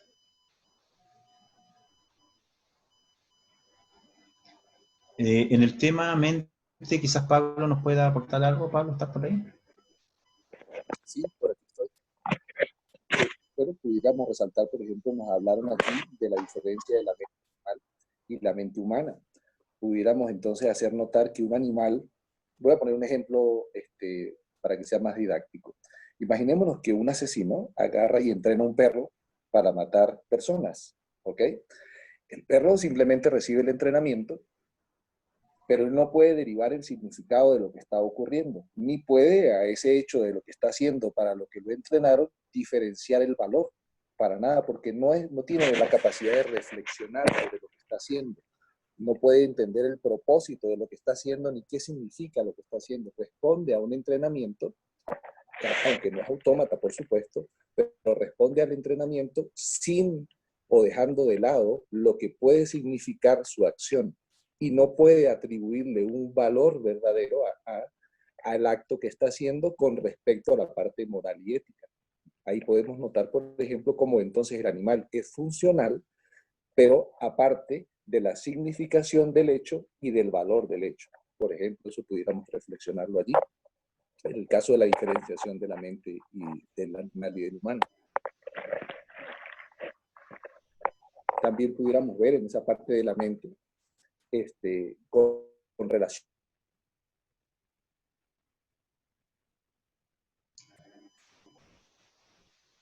¿Aló, Pablo? ¿Se nos fue? Creo que sí, creo que le falló el micrófono del sonido. Bueno, algunas otras reflexiones que anotamos son: la unidad de la mente se deriva de la presencia del ajustador, una parte de la unidad absoluta, un clasificador y asociador de la conciencia, que en definitiva es el ajustador que permite hacer esa unificación de la parte reflexiva que tiene el hombre en relación a las sensaciones que percibe, ¿no es cierto? Y en base a eso nosotros nos ponemos por sobre la vida animal, ¿no? Otra reflexión que sacamos de esta sección es la existencia autoconsciente y la capacidad de experimentar espiritualmente nos convierten en un hijo del universo potencial y supervivencia. Claro, porque de esta manera, en definitiva, damos nacimiento al alma, ¿no es cierto? Y es el alma la que, en definitiva, es la que sobrevive. Todo en base al aporte de nuestras dotes mentales, ¿verdad?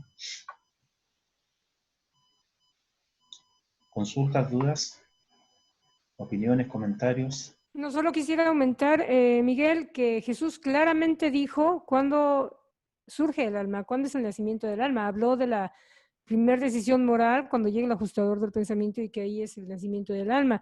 Yo creo que nos hubiera cambiado mucho la historia si hubiéramos sabido de eso, no simplemente saber que ya nacíamos con alma, al menos yo lo aprendí así, sino saber en qué momento nace.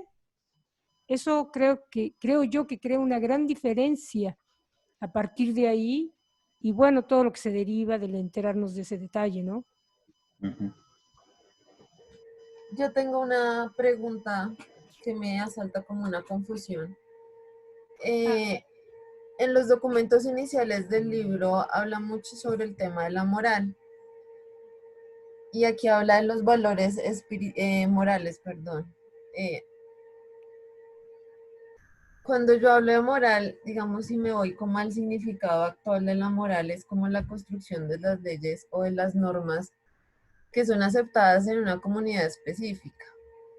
Cuando hablo de valores morales, ¿a qué me puedo estar refiriendo apartándome de ese significado de moral actual? Perdón, Luis, ¿qué te parece si dejas de compartir un segundo para que nos podamos ver los rostros y luego vuelves a compartir para la conversación? Gracias, Luis. ¿Quién quiere contestar la pregunta de Pilar?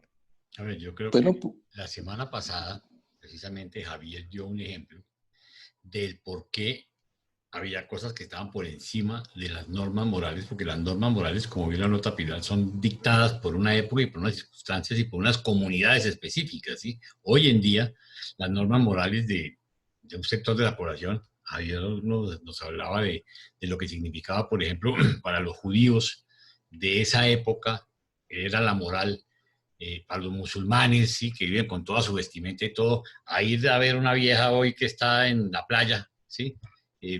Pueden salir desnudas, pueden salir con un bikini, con una cosa, y es perfectamente normal. Entonces, fíjense ustedes cómo las normas morales cambian, ¿sí? Dependiendo del momento. Ahora, ojo, por costumbre, no necesariamente por lo que es correcto hacer. Entonces, Javier, si quieras explicar el tema que la vez pasada que querías ampliarlo. Gracias, Jaime. Buenas noches a todos. No, bueno, esto realmente es un tema que de cuando en cuando es recursivo, pero en esencia es muy fácil. Yo creo que Jesús vino al mundo a transmitirnos un mensaje de decirnos quién era Dios Padre y que somos hermanos, básicamente. Porque no vino a imponer, como hacían los judíos que estaban llenos de normas sociales y éticas permanentemente. Estaban realmente esclavizados por las normas. Y las normas sociales, digamos, lo que nosotros entendemos como moral, pues cambian. Es decir, hoy una norma no es moral y dentro de unos años deja de ser, es moral. Porque las circunstancias cambian, la sociedad madura, evoluciona, y lo que hoy es algo que todo el mundo asume. Por ejemplo, hace unos años, pues el que hubiera un político que me diera la mano en la bolsa comunitaria, pues era un tema asumido, porque bueno, ahora mismo la ética y la moral no perdonamos que eso ocurra. Es decir, que antes un político mintiera, pues era un poco asumido. Lo asumíamos. Ahora no permitimos que un político nos mienta, porque hay una norma superior, ya ética y moral, que va cambiando, va evolucionando. En el fondo lo que intentamos transmitir es que las normas éticas, sobre todo las éticas, cambian con el tiempo. Y las morales, la auténtica moralidad no consiste en temas superficiales, es algo mucho más profundo. Entonces, dentro de 1000 años seguramente no tendrá que ver nada el concepto que se tiene sobre ética y moralidad con respecto a la que tenemos nosotros. Muchas cosas que nosotros hacemos ahora mismo y no le damos ninguna importancia. Por ejemplo, pues tirar plásticos al mar, por ejemplo, pues deforestar. Bueno, es igual, eso para la economía es importante y da igual. Talar 10 kilómetros cuadrados de árboles. Estoy seguro que dentro de muy poco tiempo, el quemar un árbol o el cortar un árbol milenario, te van a meter en prisión porque no se puede. Decir, no, ese es un árbol, sí, un árbol no siente ni padece. No, perdona, forma parte de la naturaleza, del bien común y no se puede permitir. Y no se puede contaminar un río alegremente porque la industria decida que es más barato fabricar un producto y en vez de depurarlo, pues tiro al río, porque ya la sociedad éticamente y moralmente no permite ese tipo de cosas. Entonces, la ética y la moral evolucionarán. Y Jesús no vino a predicar ética y moral. Él ensalzó el valor de la ética y moral final, porque el mensaje fundamental de Jesús está muy por encima era el amor y la misericordia. Eso, la ética y la moral, fijaros, si ya nosotros, depende de, en esta época, en qué país estemos, cómo cambia de un sitio en otro. Imaginaos, dentro de X tiempo, 500 años, cómo va a cambiar. Pero imaginaos dentro de otro mundo, que no es Urantia, que sea el planeta que sea. ¿Qué conceptos de la ética y moral van a tener? Tan diferentes de los que tenemos nosotros que seguramente nos horrorizarían, seguramente. Entonces, al final esos temas, lo que tenemos que hacer es intentar con esa capacidad que nos da nuestro espíritu ajustador, de intentar dilucidar qué es lo más apropiado con las limitaciones de nuestra mente, que están muy limitadas. Y más adelante iremos, los seres que nos precedan, que nos sucedan, pues irán evolucionando en esos criterios, porque el concepto que vamos a tener en los mundos de la Morontia van a ser muy diferentes a los que tenemos actualmente en Urantia, aunque uno se piense que realmente conceptualmente tiene unos niveles altísimos de ética y moral. La ética y moral son valores cambiantes hacia mejor en el tiempo. Es una apreciación. Gracias, Jaime, por sacar el tema. ¿Algún comentario más? Si no, vamos a las reflexiones. Discúlpame, qué pena. Es decir, que puedo entender como cuando el libro o aquí en el documento hablan sobre valores morales, como esa ultimidad del conocimiento del Padre desde la misericordia, el amor, la verdad y la belleza, más que como el concepto humano. O sea, como los últimos conceptos o los más evolucionarios acerca de la moral, por decirlo de alguna manera. Sin enrollarme con el tema del concepto humano actual. Sí, correcto. Se refiere a una conciencia moral que discierne valores espirituales que tienen valor de sobrevivencia, por decirlo así. No adherir cerradamente a la moral de la época, sino que ser capaz de discriminar y descubrir valores de sobrevivencia, valores espiritualizados, ¿no? A esa conciencia moral. Pablo levantó la mano. Sí, justo la había bajado porque Miguel complementó con lo que iba a decir, pero bueno, puedo ampliar un poquito allí con mi opinión. Hay valores morales establecidos en cada cultura, en cada sociedad y en cada época, por supuesto, pero cuando hay un renacimiento espiritual, el ajustador del pensamiento siempre está fomentando valores nuevos a través de nuestra alma, y eso va cambiando los significados de las decisiones en nuestra mente. Entonces, aunque haya un establecimiento de normas desde el punto de vista moral, cuando nosotros tratamos de buscar la mejor actuación por parte nuestra, es decir, comparamos nuestras actuaciones con nuestros ideales y tratamos cada vez más de actuar de acuerdo a esos ideales de manera práctica, estamos entonces elevando las normas morales de la época, suponiendo de que esas conclusiones a las que lleguemos en las decisiones que cada uno tomemos a nivel personal, superen, digamos, esas costumbres, ¿no? De la misma forma, cuando nosotros vamos a actuar hacia los demás y tratamos de elevar esa decisión antes de la actuación a tratar de seguir la guía del espíritu, podemos tal vez concluir que nuestros ideales son mayores a la práctica estandarizada del trato con los demás. Y entonces, al llevar a la práctica esas nuevas formas de comportarnos hacia los demás, tal vez podamos fomentar de alguna manera también la elevación de la conducta ética.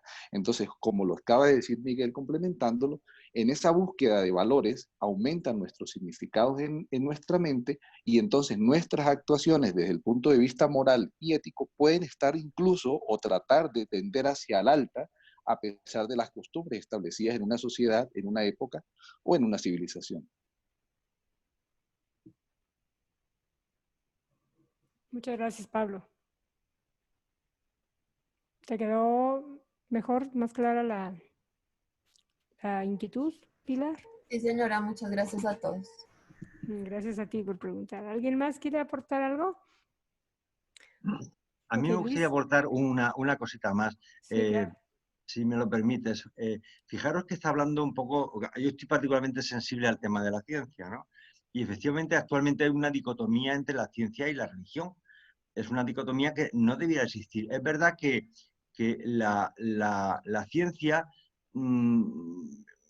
es miope, ve las cosas, tiene que medirlas, tiene que calcularlas, tiene que tocarlas y tiene que, de alguna forma, tiene que repetir el proceso para que sea realmente ciencia. Sin embargo, la religión está en otro estado, en un estado mucho más espiritual. Estamos hablando del acercamiento no solamente a Dios, sino a la comunidad de hermandad de hijos de Dios. Entonces, la ciencia tiene que acercarse a esa visión cosmológica, y la religión tiene también que dejarse de tabúes y de falsas creencias y de, digamos, de desconocimiento de cómo funciona la naturaleza, precisamente para que la filosofía sea real, no sea una filosofía echar cartas y mirar a la astronomía. Claro, si la ciencia no hubiera avanzado, pues estaríamos con la astronomía haciendo cartas astrales y echando el tarot o las runas, las piedras, o la ciencia ha dicho, no señores, eso es una estupidez. Allí hay planetas, los planetas no son estrellitas que dan lucecitas por la noche y que están ahí nada que para embellecer. Entonces, nosotros necesitamos, como seres espirituales, necesitamos alimentarnos de los científicos, y los científicos necesitan espiritualizarse, porque lo que está clarísimo es que la verdadera evolución es cuando existe esa unión entre el conocimiento científico y el conocimiento, no el conocimiento, la experiencia espiritual. Y yo creo que son necesarias las dos partes. Esto es como dos piernas. Con una pierna sola no avanzas, saltas y te caes. Y necesitamos las dos piernas para poder avanzar con seguridad. Porque todo lo que la ciencia avala, la religión, cuando lo asume, realmente da un salto evolutivo enorme. Fijaros que hace 4 días prácticamente hubo religiosos que los condenaron a prisión, y algunos incluso los mataron porque decían que la Tierra era el centro del universo y que todo era vueltas. Y decían, no, oiga, nosotros damos vuelta alrededor del Sol. Pues te quemaban. Entonces, es necesario. Cuando la religión asumió que eso era una verdad, empezó a evolucionar y avanzar. Entonces, No olvidemos que los científicos son hermanos nuestros y los necesitamos a ellos tanto como ellos nos necesitan a nosotros. Y no olvidéis que un cuerpo sin 2 piernas no avanza, se cae. Y nada, es una pequeña reflexión al respecto. Gracias, Javier. Sí, Katy, querías decir algo. Tienes tu micrófono apagado. Sí, con lo que respecta a los científicos, ¿cómo podríamos espiritualizar a un científico? Yo entiendo que, por ejemplo, es factible que en lo que es espiritual, la iglesia puede dejar de ser dogmática y desarrollar un poco más de sentido común, acercarse más a lo que se acerca a lo que me refiero, basarse más en lo que es natural, no tanto remitirse a lo que es científico, sino a lo que existe como natural, ¿verdad? Y definitivamente estamos considerando acá lo que es ciencia y lo que es evolución, ¿no? Y bueno, lo que se rige por las leyes naturales, en vez de ser dogmática. Pero vamos a lo que respecta a los científicos. ¿Cómo se podría espiritualizar a un científico? Eso, si un científico no tiene una formación desde que ha nacido, o no está preparado, no sé hasta qué punto se puede ayudar. ¿Qué se debería hacer? ¿Qué opinan? No sé. Jaime y Orlando levantaron la mano. A ver, Ketty, nosotros no podemos espiritualizar a nadie. Partamos de ahí. Esto es un proceso que es un proceso de la experiencia personal. Y uno de los problemas que tenemos con los científicos, casualmente, por eso dice que la poca ciencia aparta de Dios y la mucha ciencia lleva a él. O sea, el científico tiene que llegar a un proceso, producto de que su conocimiento lo lleva al reconocimiento de un ser superior y empieza a tener un acercamiento hacia valores supremos y se va espiritualizando. Pues nosotros no podemos ni convencer, ni convertir, ni espiritualizar a nadie. La religión de Jesús fue la religión de la experiencia personal. Recordemos, nosotros echamos el cuento, nosotros invitamos a la gente a conocer la revelación, nosotros hasta tratamos de explicarle para hacerlo un poquito más suave, más amable, pero nosotros no podemos hacer nada por los demás. Entonces, ¿qué puedo hacer yo para que tú seas buen estudiante? Nada. Tú o eres o no lo eres. Tú decides en tu vida si eres mediocre, eres regular o eres excelente. En todas las cosas de tu vida. Entonces es algo que nosotros no podemos. Nosotros compartimos con amor, tratamos de poner el granito de arena y ya es cosa de cada uno. Yo creo que la ciencia misma, el mismo desarrollo, el mismo proceso de desarrollo va a llevar al científico a creer, porque va a tener un límite en el cual no le va a quedar otra más que aceptar que hay una fuerza principal, ¿no? Perdón, Orlando, ¿querías hablar? Oh, sí, gracias. Bueno, siempre se ha escuchado decir que la iglesia es como muy alejada de la ciencia. Todas las iglesias, y la razón es muy simple, es que ellos se atienen solamente a lo que suponen ellos que es divino, ¿cierto? Pero la ciencia no cuenta, porque es que ahí hay un choque terrible entre ellos y la ciencia, y es que ellos no creen en la evolución para nada, todo fue creado por Dios, sopló del barrito y hizo a las personas y toda esa historia. Entonces, poner y alinearlos en el tema de que empiecen, digámoslo, a confiar en la ciencia para desarrollar un concepto más amplio de lo que es la existencia y todo lo que tiene que ver con el Padre Celestial y con todo esto, es muy difícil, porque ellos son absolutamente dogmáticos en lo que se habla de que todo es, yo llamo eso mágico. Aparecimos de la nada, nos soplaron aquí, salimos por aquí, nos trazaron una línea, hay un destino que dice que todo ese tipo de cosas alejan a la iglesia de la ciencia. Es muy difícil encontrar alguna persona que esté en una iglesia que empiece a aceptar el tema de que, oiga, de pronto Darwin no estaba tan equivocado. De pronto, sí, hubo intervención divina, pero como nosotros sabemos, pero también hubo evolución dentro del proceso. No fue solamente magia, la magia divina. Eso, yo siempre dije, oiga, no puede ser, pero por eso juntar ambas partes es muy complicado porque no te van a aceptar por ninguna razón esa situación. Ellos simplemente van a decir que eso viene de Dios. Ayer estaba leyendo un artículo en razón a lo que Paula nos asignó, en la que entré a un sitio en internet y decía, hay la sospecha o la creencia o existe el rumor de que hubo una civilización adanita, ¿cierto? Y que fue exterminada o se acabó. Como ellos lo dicen ahí, inmediatamente todo el mundo responde, eso no es cierto porque no está en la Biblia. Eso no es cierto porque no hay una prueba fehaciente divina de que así fue. Entonces, el rechazo evidente es a todo lo que tenga que ver con la mezcla, con la lógica de la razón, ¿cierto?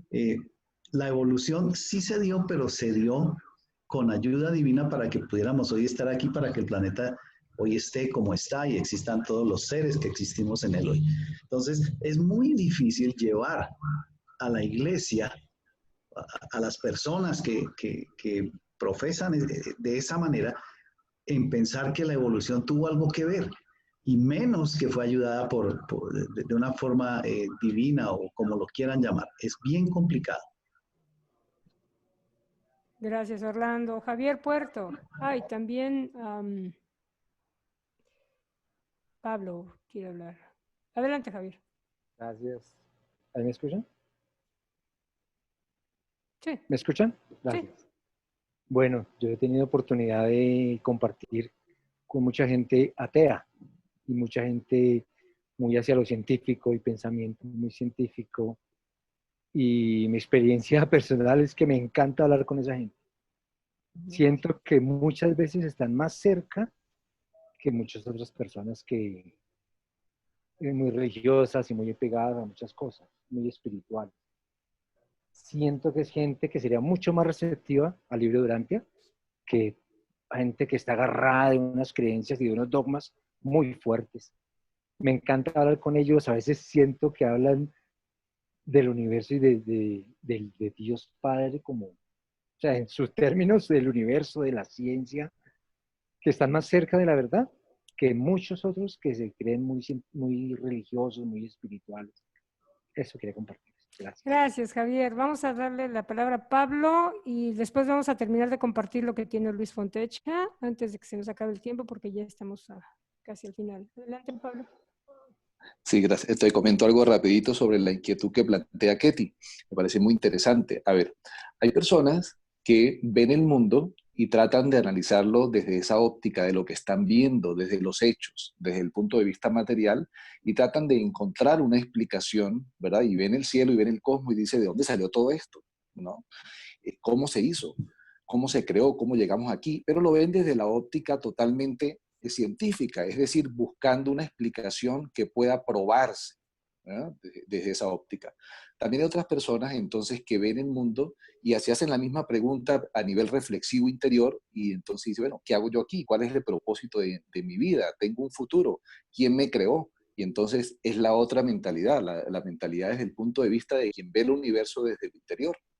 Pero también hay otras ópticas, ¿verdad? Una óptica que acepta tanto lo uno o lo otro, o que por lo menos trata de explicarlo, que sería entonces la óptica del filósofo, del que trata de buscar cuál es la relación, ¿verdad?, entre esto que siento internamente, este impulso que siento de conseguir una explicación de un creador, del propósito de la vida, de qué hago, del crecimiento espiritual, ¿qué tiene que ver esto con los hechos en el universo en el que me muevo, con la forma en cómo está hecha el mundo? Entonces tratan de filosofar en cuál es la relación de una cosa con la otra.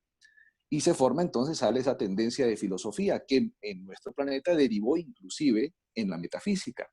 Pero nos dicen los reveladores que es necesaria la revelación para entonces poder encontrar los puntos de unión, las relaciones verdaderas que hay entre las dos visiones a través de una unificación. Y esa unificación que hace que la primera causa que busca el científico, que busca los hechos, es igual al creador que busca el hombre religioso, ¿verdad? De quién lo creó, del propósito de la vida.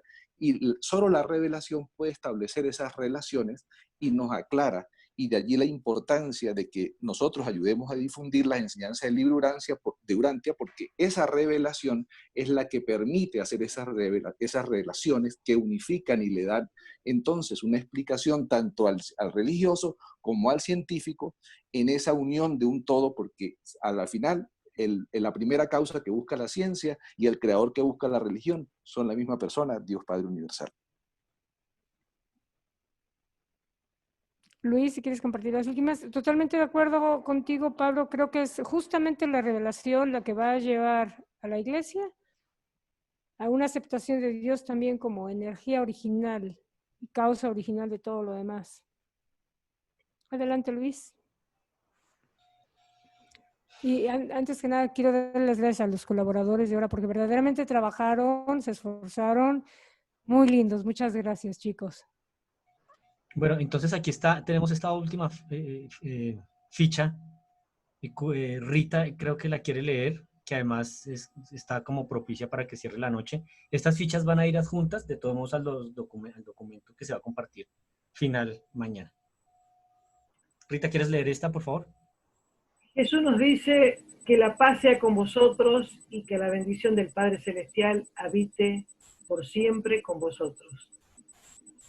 Yo creo que esto resume todos los mensajes que leímos recién, que lo leyó Luis, y todo lo que veníamos leyendo de estos 3 documentos del viaje a Roma. Realmente fueron, como digo yo, muy inspiradores, y ojalá que cada día sigamos dispuestos a hacer la voluntad del Padre.